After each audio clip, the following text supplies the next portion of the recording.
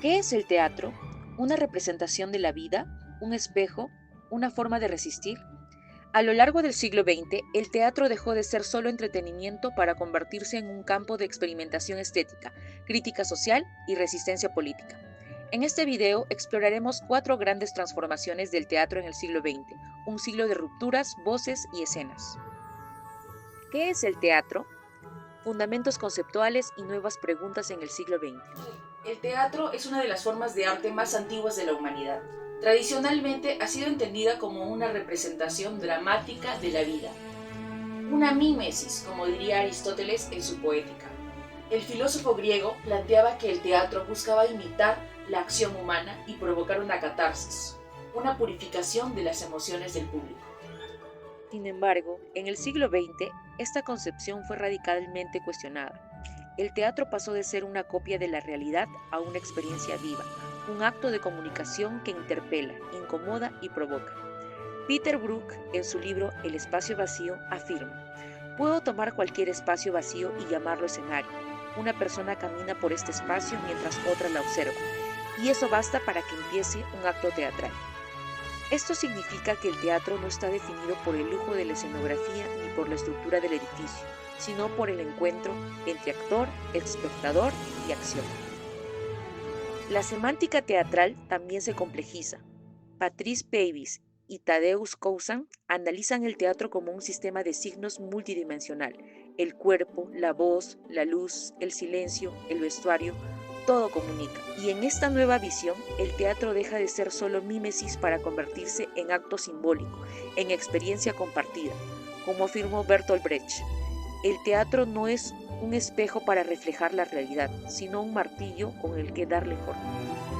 El siglo XX también fue el siglo de las guerras mundiales, los regímenes autoritarios, las dictaduras y las revoluciones sociales. Frente a esta historia violenta, el teatro asumió un rol político activo.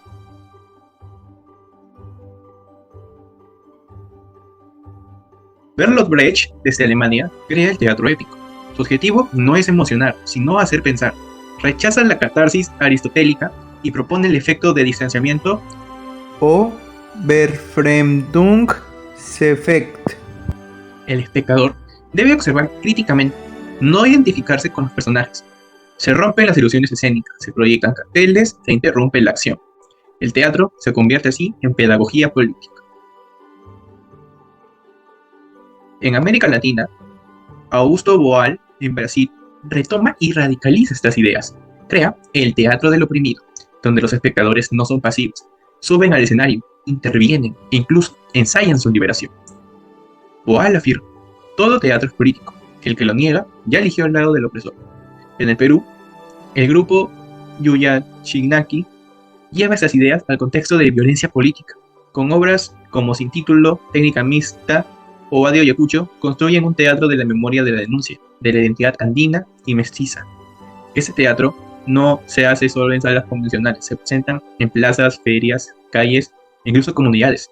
El cuerpo del actor se vuelve archivo, resistencia, ritual. Y hablando del grupo Yuyach Kanaki, estos en el Perú jugaron un papel clave en la construcción de memoria colectiva sobre los años de violencia política vividos entre los años 80 y los 2000. Montajes como Hijos de Guerra o Tupac Amaru reconstruyen testimonios de víctimas y reflexionan sobre procesos de resistencia. Además, su proyecto Gestos y Palabras documenta relatos orales de campesinos, indígenas y excombatientes, buscando un teatro que sea memoria viva y herramienta de sanación social.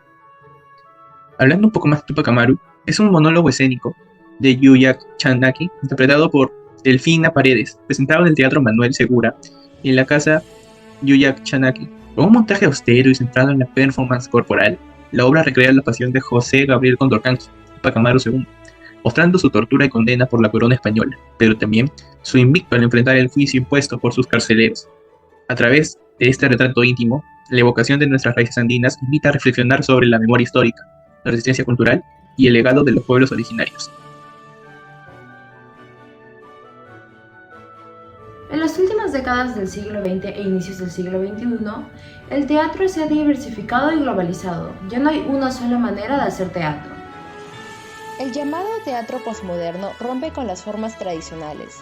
Introduce la fragmentación, el collage y la ironía. Los lenguajes se mezclan y los límites entre géneros artísticos se desdibujan. Aparecen nuevas formas: el teatro performance, el teatro documento, el teatro danza y el teatro ritual. Las voces también se amplían, ya no son solo dramaturgos europeos los que dominan la escena. Surgen propuestas desde lo indígena, lo afrodescendiente, lo feminista y lo queer. El teatro se convierte en una herramienta para dar visibilidad a lo marginal. Entre los ejemplos más destacados están Pini Bausch y su danza teatro en Alemania, La Fura del Bauhaus con su fusión de tecnología y acción urbana desde España, y Yuya Chikani con sus propuestas escénicas desde el Perú profundo. La tecnología también redefine lo teatral. Ahora una obra puede desarrollarse en una pantalla, una plaza o una red social. Como dice Hans Thies Lehmann, el teatro postdramático ya no necesita de un texto para existir, necesita de una experiencia. A principios del siglo XX, el realismo heredado del siglo XIX dominaba los escenarios obras que buscaban representar fielmente la vida cotidiana, con escenografías detalladas y diálogos naturalistas. Pero con las guerras mundiales, las revoluciones industriales y las crisis existenciales del nuevo siglo, esta forma de hacer teatro se resquebraja. Los artistas ya no quieren solo reflejar la realidad, sino transformarla, destruirla, reinventarla. Surgen entonces las vanguardias teatrales: simbolismo, expresionismo, futurismo, dadaísmo, surrealismo. Todas con un mismo grito: el arte debe romper con lo establecido. Uno de los grandes transgresores fue Antonin Artaud, quien en El teatro y su doble, de 1938, escribe: «Quiero un teatro que sacuda la carne como los huracanes sacuden las ciudades». Su propuesta del teatro de la crueldad no busca narrar historias, sino afectar los sentidos del espectador, quebrar sus certezas, provocar visceralmente.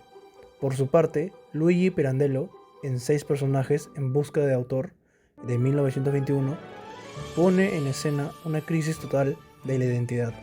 Los personajes ya no obedecen al autor y la línea entre ficción y realidad se desdibuja. Vsevolod Meyerhold desde Rusia propone la biomecánica, un teatro físico donde el cuerpo del actor se vuelve una máquina expresiva, desafiando así el naturalismo de Stanislavski. Estas vanguardias destruyen la cuarta pared, cuestionan el texto, reinventan el cuerpo y colocan al espectador en el centro del conflicto. El teatro deja de ser cómodo y se vuelve interrogante.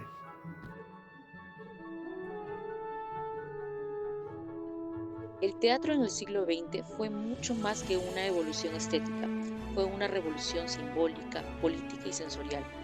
A lo largo del siglo se rompieron los moldes clásicos de la mímesis y la representación, para dar paso a nuevas formas que hicieron del escenario un espacio de interrogación, provocación y transformación. Las vanguardias cuestionaron la lógica del texto, del autor y del espectador, mientras que los dramaturgos como Brecht o Wall convirtieron el teatro en una herramienta de conciencia crítica y acción social.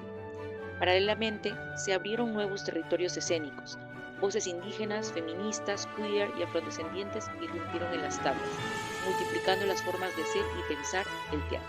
Con la irrupción de la tecnología, el teatro ya no es solo lo que sucede sobre un escenario, también vive en las calles, en las pantallas y en los cuerpos.